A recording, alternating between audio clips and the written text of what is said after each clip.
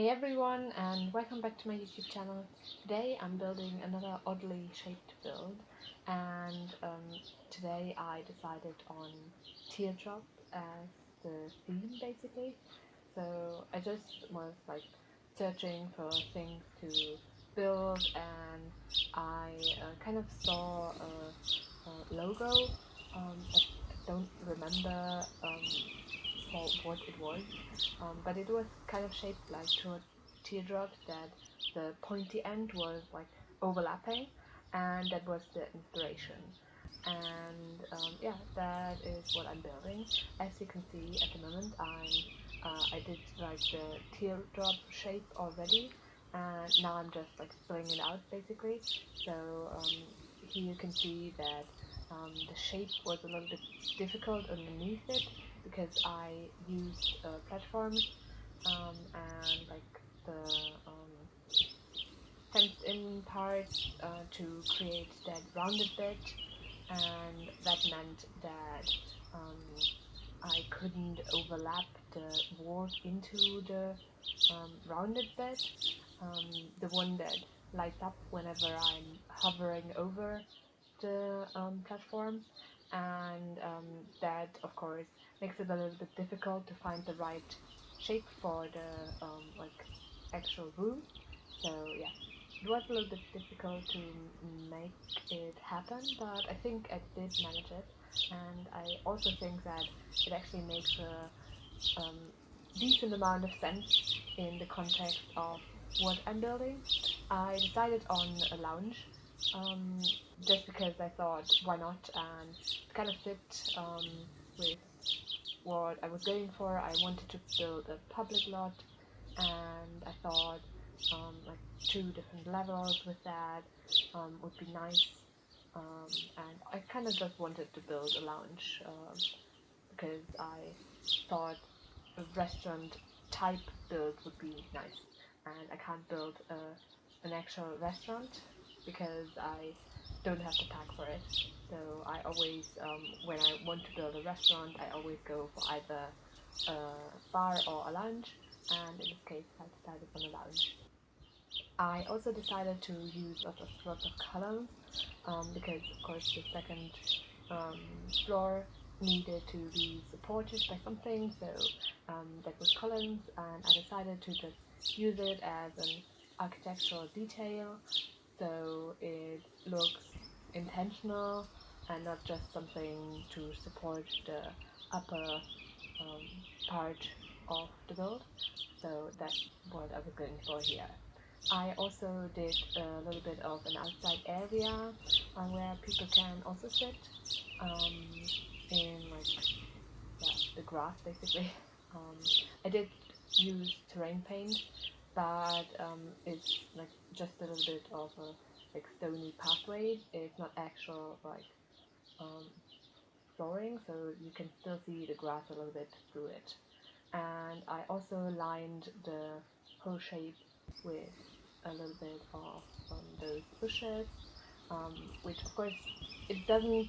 It's not quite round because they are straight. The bushes are straight, so um, I needed to like, move it around a little bit to make it look kind of curved. Um, in some spots you can still see clearly that it's not quite right, but um, that's just how it worked out, and I decided that I was fine with that. Um, Honestly, a little bit was that I was too lazy to use the really like square bush, but also because I didn't want to use it here because I think it's a little bit too uniform and too like manicured. So yeah, it didn't really fit what I was going for. Now I'm inside and doing windows. I looked where I wanted to place them from the inside, mostly at least. Also, I placed a lot of windows. I think with public lots, it doesn't really matter if there are a lot of windows because you don't want to protect your privacy, so it's not as huge of a deal. So yeah, I like to use lots of windows. I just think it makes it look nicer, brighter. Um, yeah, it just lets in the light, and that's always nice. And I use the like windows which have like the same swatches basically. There are a few different types, which is always good because um, it's really nice to have different shapes of the windows but still have matching swatches. Especially because sometimes you just need a little bit of a smaller window, and sometimes you need a little bit of a larger window.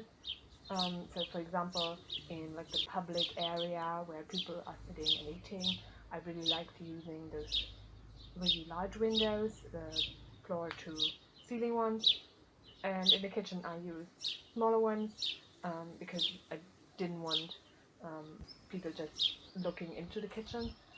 So yeah, I use smaller ones as well. And upstairs I used the wider one because downstairs I had columns basically everywhere, so I didn't want to use two tile ones because they would cut the column would cut through the window. So yeah, I only used that upstairs, the two tile white. I think at least only upstairs. Not quite sure. Um, Now I'm in the toilet. It's just a basic one. I didn't really do much there. Um, and yeah, I already moved on to the dining area. This is the main dining area, so it has lots of tables.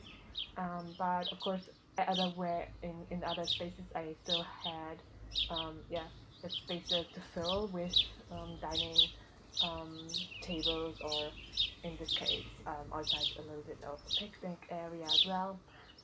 And I decided there I really wanted some more landscaping. I thought it was just a little bit too white and kind of boring, lifeless almost. So I decided to use planter boxes and do a little bit of a green moment.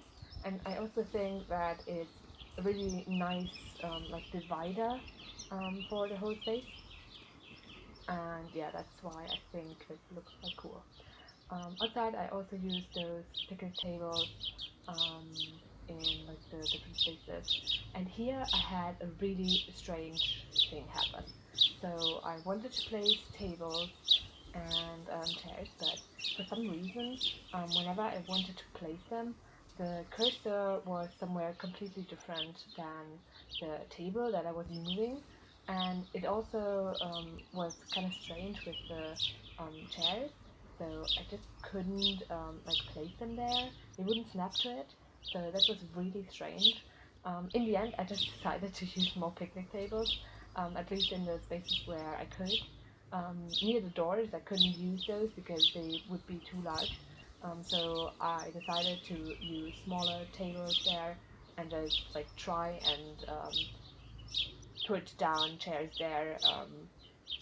In the end, I did manage it, but it was kind of yeah difficult and also really strange that it just wouldn't work.